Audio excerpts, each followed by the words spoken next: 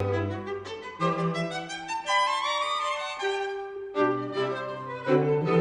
I'm Kristal Hart, and welcome to the Kristal Hart Show. Did you ever feel helpless or immobilized or anxious while watching a television news story? Did your body ever tighten up? Did you ever want to fight or flee? And here you are sitting in the safety of your own living room watching a frightening documentary. Well, if so, you may have experienced vicarious trauma. The focus of today's show is understanding vicarious trauma and the difference between real and perceived threats. Also, the negativity that vicarious trauma can bring into your body, and we're going to show you how to calm your body, to calm your mind. And with us, we have Michael S. Prokop. He is a national speaker and author. Let's go on to a consulting psychologist. Wow. Board-Certified PTSD Clinician, American Psychotherapy Association Board-Certified Professional. He specializes in grief and trauma therapy, relaxation therapy, anger management, mental toughness, and more. So Michael was our guest recently, and do you want to maybe do a little review of what we talked about last time? Yeah, last time we talked about stress and trauma and what the difference is between stress and trauma. Stress is when the demands of a situation exceed your perceived ability to cope with that. So you may feel a little bit unsettled, a little bit uptight, but it's still within your window of tolerance. For example, I think I mentioned last time the subway may be running late. You may feel nervous and uptight, stuck in traffic. You're preparing for a job interview and you don't feel quite right. That's all stress, and you actually feel it in your body. You may tighten up. You may feel as if your heart's being a little quicker, a little faster. But that's still within your window of tolerance for everyday life. We all experience stress, and what's important is our response to that, as well as our response to traumatic events, responses to trauma. Trauma is extreme stress where you feel helpless, immobilized, and fearful for your own life. If you can't flee a situation and you can't fight your way out, you often just freeze, you shut down, and you go within yourself. And that's where the immobility comes in. So if you can't fight, you can't flee, you freeze, and then you feel like you're stuck in your own body. Because when you freeze, if you can't fight or flee, your body's prepared to fight or flee, but where does all this energy go?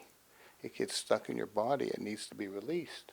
So as Kristal was saying, with vicarious trauma, even though you're not experiencing a real threat, your body perceives the situation from television news, watching political events, reading the newspaper, or hearing secondhand reports from friends of how they experience trauma.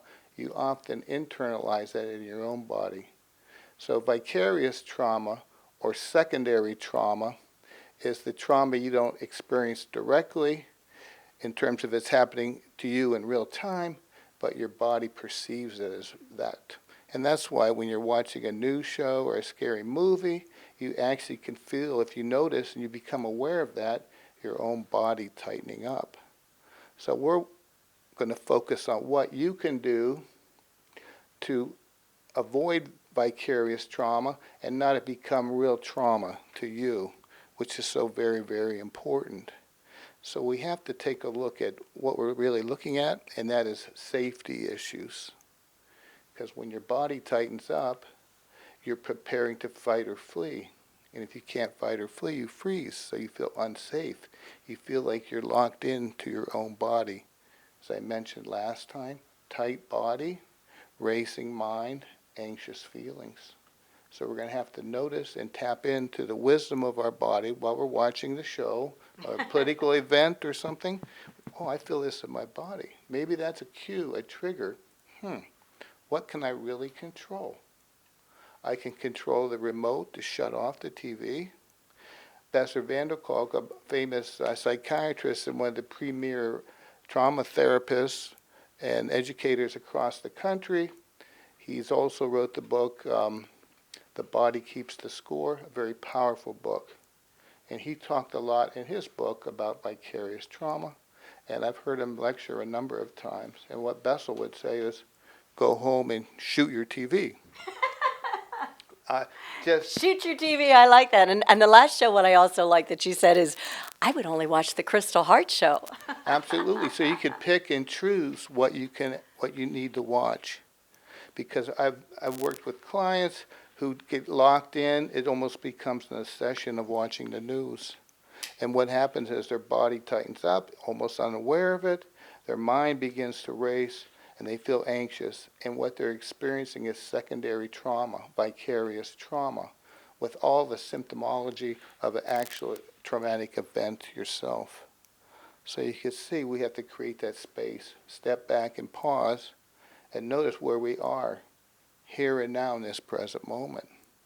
Did you ever say when you worked in the hospital, Chris, well, you're sitting in your living room and all of a sudden you start thinking about a patient and a situation and all of a sudden you could feel your body tighten up?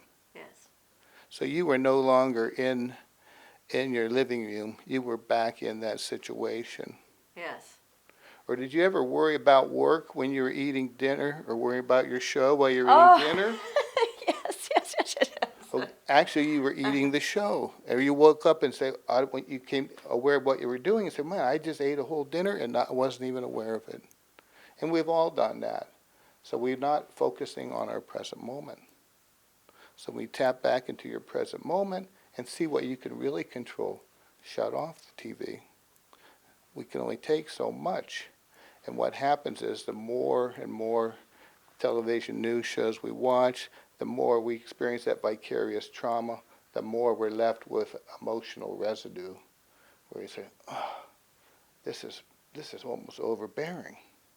So we step back and pause and look at what you really can control in your life and live your life in the present moment. So vicarious trauma is secondary trauma. It's also called, I said, as you mentioned, vicarious trauma, secondary trauma. You don't experience it directly, but you experience it indirectly, but you still have all the effects. It impacts you as if it's happening to you.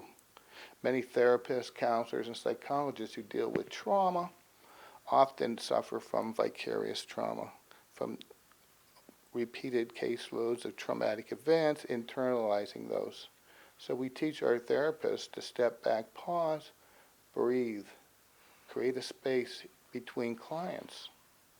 And you can do that in your own day by stopping and pausing and breathing and creating a little emotional space, a little distance with a pause. So that is so very, very important. Last time we did talk about belly breathing, proper ways to breathe. And the key is to breathe slowly, deeply, quieter, and more rhythmical. Because when we're uptight, when we're experiencing trauma or even high amounts of stress, how do you breathe? You breathe rapid, shallow, not getting good oxygen, and you feel like you're gasping for air. You can't get enough air. So we teach our clients, and I practice this myself. Stop, pause, step back, and simply breathe and return to the present moment. So what I'd like you to do, Kristal, is just, and we can do this as a group, as we can, just a little practice from our last session that we had together, is simply breathe in through your nose and fill up the bottom of your lungs first by having your belly go out, and this is called belly breathing. Inhale through your nose, brief pause, and long exhale through your mouth. And you can just put your feet nicely on the floor, feel your feet, and inhale through your nose. Let your belly come out, pause, and long exhale through your mouth. Inhale through your nose, brief pause, long exhale through your mouth.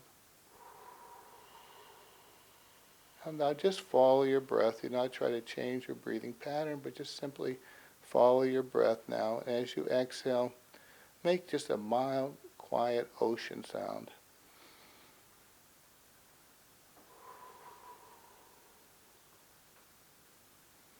What do you notice in your body, Kristal, just from that I feel 30 seconds? so much calmer. I do feel calm. I feel relaxed. Not so. My whole body, and recently I just sat on the steps and I started to breathe because I guess I was all worked up, and it does relax, Yeah, calm. you're actually changing your own physiology. That's where the mind-body connection lies within the breath. Breath work is so very, very powerful. You can impact your own physiology by slowing your heart rate down, your blood pressure down, and also, which is really kind of cool, do you know serotonin is a positive neurotransmitter that makes you feel better? Do you know where 90% of the serotonin is held within your body? No. It's actually held in your gut. A lot of Really? people would say it's held in your brain. Well, it's activated in your brain, and it helps you feel more relaxed, calmer, and at ease. So when you breathe slower, quieter, deeply, and more rhythmical, you're actually releasing the serotonin that's held within your gut. And within 15 to 20 seconds, it'll travel to your brain, and you'll feel calmer and more relaxed. So that's just a little extra information about why breathing is so very, very powerful. You can't always change the way you're thinking or what's happening around you, but you can always stop and pause and breathe and create that space that And you then need. refocus. It's like resetting. Yeah, you're yourself. resetting your nervous system, you're refocusing. Because when you're uptight, you're over-energized, you feel helpless or even immobilized. You could be at either extreme. Blood often flows out of your thinking brain back into your limbic system, your fight-flight brain, which we'll be talking about in the next show. But again, you want to keep your thinking brain online. You want to have a relaxed body. Relaxed body, calm, flowing mind. In Zen Buddhism, it's called Nayu-Nanshin. Calm, flowing mind. Nice, easy, relaxed, flowing mind. Opening up to all possibilities. So that's so very, very important to relax your body, and your mind will follow. To access your mind and to really figure things out, you have to first relax your body. Because when your body tightens up, your mind begins to race, and you have experienced anxious feelings and even trauma as if it's real here and now, present moment. So you can do many things to help reset your nervous system, limit your amount of exposure to news in particular, and different situations where you're going to feel yourself being triggered by trauma. Now, if you are feeling triggered, notice it in your body and just stay with that body sensation, because every emotion has a body sensation that goes with it. Now, when you feel uptight or tense, where do you notice that in your body, Kristal? Well, I would say in this chest area. Okay, maybe a little bit in the In the gut gut, area yeah, the too. gut And what's area. that feel like? And can you describe exactly what that feels like and what it looks like even? Well, yeah. For me, I feel that my body just tenses. I get very tense. And it feels like maybe a knot in your Yes. belly. And how big is that knot? Big. It can get real Is it big. as big as a softball? Because I want to be specific. I guess it could be. Yeah. Okay, so what we help our clients do, and we help people across the country in the trainings that we do, is when you have each emotion has a body sensation. So how can we tap into the wisdom of the body? And this is Peter Levine's work, Pat Ogden's work out of Boulder, Colorado. And the key is when you feel anxious, what do you actually feel in your body? You feel like a knot, you say as big as a softball. So what I'd like you to do, when you say, I'm feeling anxious, where in your body do you experience it? And you mentioned it was right here like a knot, a big softball. Well, what you simply do... Or nervousness also. So a sense when of... I get very nervous. A sense of... And then also it's just an overall jittery feeling. Yes. So in that case, and we'll go back to that, in that case you would actually find a safe, calm place in your body. and focus on that. It may be your earlobe or your nose. And just notice, that's safe. But if you actually locate in your body where that exact tension is, say a big softball, what you can do is just simply notice it. Don't try to stop it. Just simply observe it. Let it begin to ebb and flow. With impermanence, nothing lasts forever. So if you just step back and pause and notice your body sensations and let them ebb and flow. Let that energy just naturally dissipate on its own. And with Peter Levine's work, that's called pendulation. It's a natural ebb and flow of life itself. And if you just stay with that, after a few minutes or so, you'll notice it slowly dissipates. It may come back, but that's okay. Simply just notice it.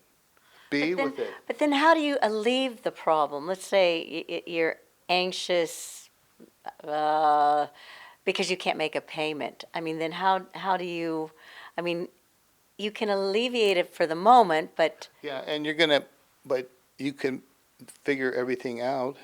It really doesn't make any difference. It makes a difference, but you have to say, no big deal. What can I really control?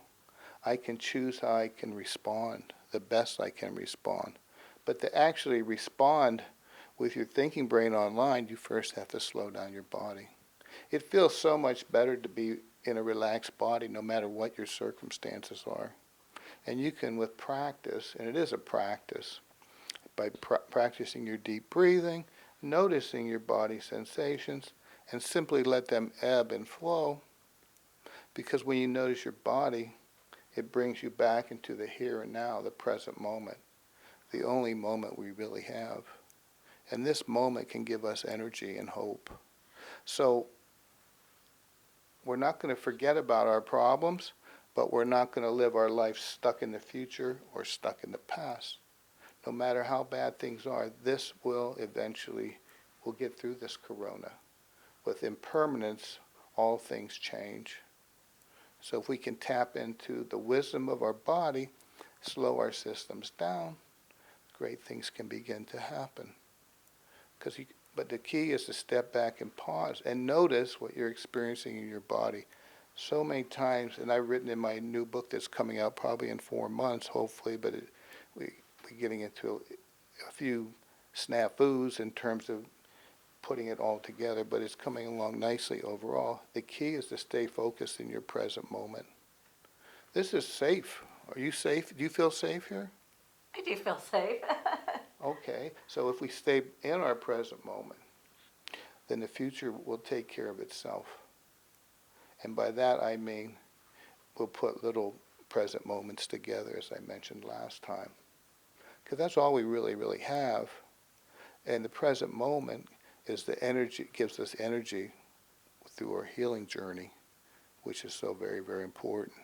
Well, what's the difference between vicarious trauma and PTSD? Well, vicarious trauma, vicarious trauma is something that you experience secondhand. PTSD is a direct function of what you experience in real life situation. Oh, I see. Okay. Like war or something war you or experienced. untimely death of a loved one. Uh-huh. Okay, things of that nature, where it just hits you all of a sudden, hits you hard, where you have nightmares, flashbacks, you feel immobilized, you're stuck in your body, you don't feel safe. And that's all in the DSM-5, which is the Diagnostic and Statistical Manual for Mental Illness Diagnosis. But remember, trauma is not a mental illness. Trauma is not a mental. Trauma is not a mental illness. Trauma is something that happened to you. It is not you. You are not your trauma. Trauma is a normal, your trauma symptoms are a normal response to a very abnormal situation in your life. It doesn't mean you're going crazy. What you're experiencing is 100% normal under the circumstances. Your body tightens up, your mind races, you have anxious feelings, you're fearful for your own life. That's normal under the circumstances. So there's no need to beat yourself up and say, man, I must be going crazy. No one else is looking like I am or feel the way I do. But that's just something that we always tend to perceive. We tend to perceive ourselves as lower sometimes than other people, and other people have better coping skills because they seem so alive and well within the moment. But really, we're all suffering to some degree. We're all experiencing the pain of being locked down, shut down. Oh, especially with this COVID-19. I don't think there is anyone that hasn't either lost a friend or yeah, and it's just affected every part of everyone's life. And And some people have really completely shut down. yeah, I have found. yeah, they shut down and they get locked within their own bodies. Because remember, with trauma, the key substrate is helpless, immobility, and fearful for your own life, where you're locked in. You can't fight, you can't flee. Where does all this fight, flight energy go? It gets locked in your body. So the world becomes a very dangerous place. So we have to release. That's where we are right now. And we have to release. The more I think about it, the more. And the more you try to figure it out, well, you're in a tight body with racing mind, the more confused and more anxious you get, and then the more your body tightens up. And I think that's why that one day I was coming down the steps at home, and I just sat on the steps and started breathing. I think I was just so hyped up about everything that I just needed to stop and say, I've just got to reset. Stop, pause, and reset your nervous. Create a little space. That's so very important. Viktor Frankl said between stimulus and response is a space. And within that space lies our ability to have an impact and look at the whole big picture of what's happening. How do you create space? With a pause, by slowing down, relaxing your body, which is so very, very important. So you can create space by shutting off the TV. As Bessel would say, shoot your TV, which he was just saying that facetiously. Shoot your TV, the guy's okay. a master. He's really a master at what he does. The body keeps. Sometimes the internet, maybe shut down the internet. Oh my goodness, that Facebook just, I love Facebook because I promote my show, but it got so political there that I even, some friends, I just had to say, I want to see pictures of your family or what you're doing positive in your life, but I don't want to have all this back and forth political People get stuck nonsense. in that feedback loop. And when you're uptight, you have very narrowing of vision. You can't see the big picture. And then what you suffer from too is negative confirmation bias. So if you don't agree with someone, you're looking for what they're going to say that you don't agree with, and then you say, look at that, they're so narrow-minded. You know what? We're all more alike than we are different. Step back and pause. Notice them.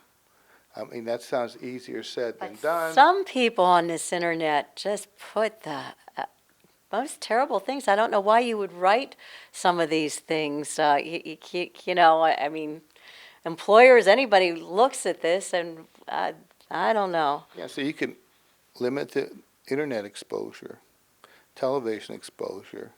A lot of people actually become so engrossed in what they're doing in the political news that it becomes almost their main life event, and they're suffering from vicarious trauma. What can you really control? Not a whole lot, but you can control your ability to vote. Now, when I lectured out in Phoenix, we were talking about this same subject, and a therapist raised her hand, and she goes, I'm working with a client now. This is in 2016, when it was Hillary versus Trump. And as this was September and October, she noticed that her client was getting more and more uptight and was locking into the political situation. And this client also had a psychiatrist, and the psychologist and psychiatrist would work together to help the client. And the psychiatrist said, I think I'm going to just have to raise her anti-anxiety medication up significantly. She's more and more anxious as things go on. And the psychologist said, wait a minute, give me 2 more sessions with her, before we do that. And so the psychologist went back to her client and said, who was very uptight, anxious mind, racing mind, anxious thoughts, tight body. And she goes, do you know who you're going to vote for? She goes, absolutely, yes, I know exactly who I'm voting for. And the therapist said, will you agree not to watch political news or the news for 1 week? You already know who you're going to vote for. And that's the only thing you really have control over. She goes, okay, I'll agree to do that. 1 week went by, her anxiety went down. She goes, will you agree to go for another week like this? Watching very little TV, watching just nature shows, things of that nature. And she said, sure. Within 2 weeks, not only did the psychologist not raise her anti-anxiety medication, he actually lowered it. All because of vicarious trauma, secondary stress. It was here and now real to her, and she was experiencing it in her own body with a racing mind. So by not shutting off the TV, she actually created a pause. And they have this 24-hour news. A matter of fact, a gentleman from our area, Roger Ailes, really started it, I think, over at NBC American Talking and then Fox News. Yeah. But I try not to get too caught up into all this news and this side, because it's the journalism that I was taught at Ohio State was more you just report the facts, and now it seems like one channel's taking one side and this channel's taking another side, and I feel they're creating hatred among everybody, and people are watching it, and they think that they understand politics, and I finally said, I just can't, I'll take a walk in the park and do something for myself, because I'm angry. Now I'm angry, I'm upset, and why? And just like you said, you're going to vote and call it a day. That's what you really have control over. That, watching television or shutting it down, or watching nature shows, slowing your system down. And you could also give yourself, you mentioned the internet, cell phones can be very powerful. They could also be very distracting. As I'm writing my book, I put the cell phone in the other room of the house so I could actually focus on what I'm doing. And with a good focus and the attention, you can get so many more things done in a relaxed body in a shorter period of time. I hate to age myself, but Bill Gates and everyone was making this software when I was in college. When I was in college, you went to the library, you did all this. But I noticed, though, my nephews are so caught up into this, and they're like teenagers now. This whole they can't live without this phone. They can't put it down. To me, in a certain way, the phone, as you said, is a distraction. I can't get all my work done because there's always it's more work for me because anybody can get in touch. I mean, there's some good things about it, but my nephews always say, because I'm always losing my phone, well, it isn't that important to you. And I said, no, it isn't that important to me. You are living here with this phone by your side, and there's problems too, because you got to watch what you're posting, because if you want to get recruited to go to college, people are going to look at your posts of what you're doing, and we didn't have that, and so I'm not as addicted. We had a telephone even. You called somebody, and you probably were on a party line where everybody in the neighborhood heard what you said, and you couldn't stay on too long because somebody else wanted that phone. What you're saying, and you mentioned a key word: addiction. It's addicting. It's like a casino. It actually taps into the reward system of your brain. It's like being at a casino. You're getting these little micro rewards throughout the day. Oh, someone's here, and then wait a minute, am I really in the present moment? Not so much. I'm in real-time news. If you watch the news all day, that becomes real-time news. It becomes real-time trauma for you. And that's So I can't emphasize this enough. I know we all like to. In the United States, not so much in Eastern countries, but Western cultures, we're detail junkies. Do we really need all these details? I recommend with my clients, limit your TV, your exposure, internet exposure.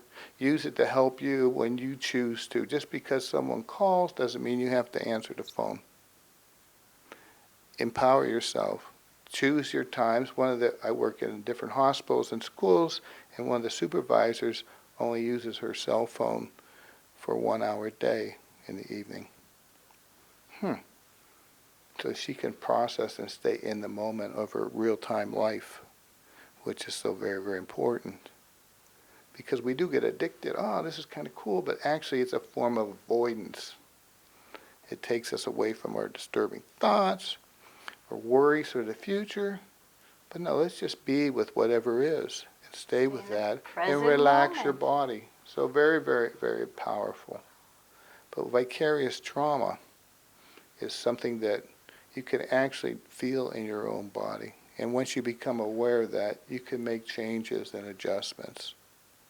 And before we end, how about a little exercise? What I like you to do now is just spend a little bit of time with what's called qigong breathing. And this is when you begin to integrate your mind and body. So I'd like you to do, as we talked a little bit already about belly breathing, by letting your belly fill up first when you inhale, and then that'll fill up the bottom of your lungs, and then as you fill up your lungs more, you pause and exhale. This time, I'd like you to just integrate a little movement into your breath. It might be kind of hard with you holding the mic, Kristal, but as you inhale, I'd like your hands to go out like this, and as you exhale, pretend you're just squeezing a ball and letting all the air out ever so gently. Inhale through your nose, and long, slow exhale. Now slow your exhale down even more, Kristal, because the exhale actually triggers the relaxation response in your body. Inhale, and long, slow exhale. We'll do 2 more. Inhale through your nose. And long, slow exhale with an ocean breath. And just feel the natural flow as you inhale.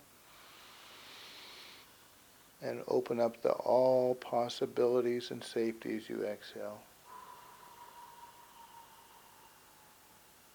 And we'll just do 1 more to end the show. Inhale. And long, slow exhale. Now in that brief minute or so, what do you notice in your body? I felt relaxed. Relaxed and at ease, calm. At ease. And you feel like you can see things a little more clearer, possibly. Yes. You may see colors more. You're tapping more into the beauty of the present moment, which is all we have. And the present moment is so beautiful. There's so many little things you'll begin to see again as you relax your body and calm your mind. So just for your homework, practice your qigong breathing. Pause and stop throughout your day. And just practice your breathing, especially if you're at home alone. And be sure to reach out to others and share with you what you've learned. Because this can be very, very powerful. And it's so fun to live in a relaxed body with a calm mind. And you can begin to have a sense of control again in your own life by stepping back and pausing and noticing things and responding without having to react. Thank you.